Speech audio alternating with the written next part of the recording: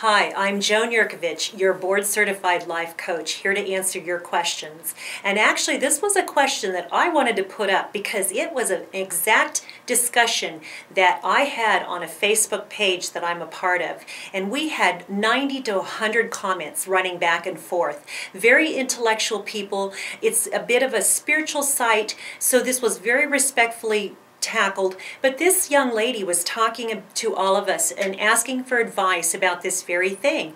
I have no interest in sex because we're not emotionally connected. And she was able to disclose that in talking with her husband, she would try to sit him down and say, well, let's talk about it. Well, how do you feel? And he would say things like, I don't have any feelings, or I'm being as deep and I'm bringing as much depth to the relationship as I have within me.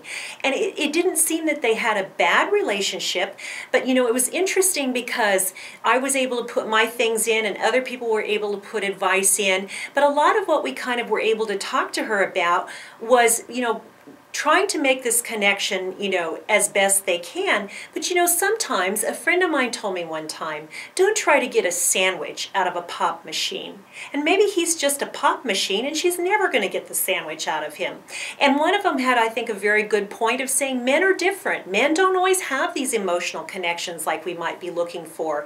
We were all giving her advice saying things like, try to find that an emotional connection in other areas in your life. Look outside of your marriage. If your marriage is good, fulfill yourself in other ways, because, and I think this is such a good principle for all of us to hold on to, only we can fix ourselves. We're the only ones who can fix whatever it is that we need in our life, and it's not up to anyone else to do that.